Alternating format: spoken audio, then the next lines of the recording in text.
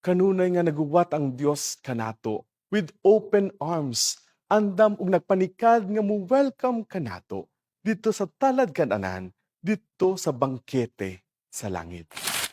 Mayong adlaw mga igsuon, kiniusab si Father Rex nga nagdapit kaninyo, mamalandong kita sa pulong sa Dios. Maigsuon, karong adlawa, atong gisaulog ang kapistahan ni San Carlos Borromeo, usa ka obispo ug bantugan nga santo. Karon adlawa sab, sa atong ebanghelyo karon, si Jesus misaysay kanato og sambingay, the parable of the great banquet. Nining mong sambingay atong nasayran nga may tawo nga naghimo og dakong kumbira, a magnificent feast ug daghan siyang gidapit aron pagtambong niini.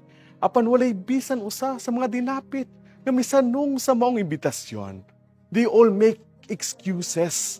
Nakapalit ako yuta o kinahanglan nako kining susihon pulong sa usa.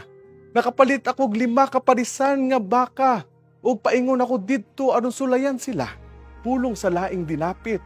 Ug ang ikatulo miingon, bago ako gikasal, busa dili ako makatambong sa maong kumbira. Think about it mga igsuon. How often do we do the same thing?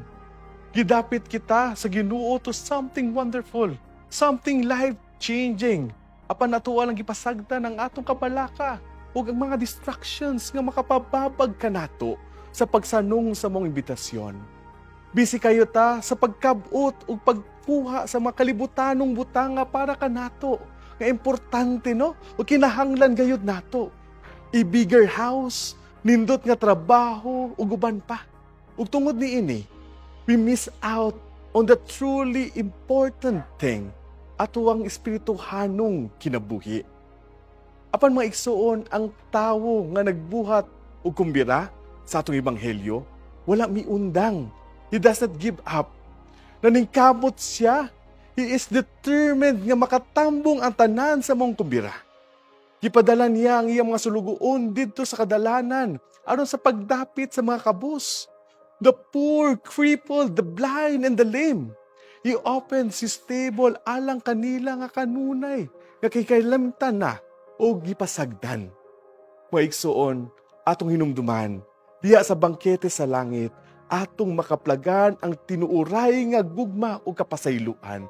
Because it is a place kundiin atong masinati ang kayuhan, paglaom ug bag-ong kinabuhi. In other words, it is a place where we can connect with others and experience the fullness of God's grace. So inaot unta maigsuon nga madasi kita to take a moment to reflect on this parable. Atong pangutan-on ang atong kaugalingon kung unsa ang makapababag sa atong pagsanong sa imbitasyon sa Dios.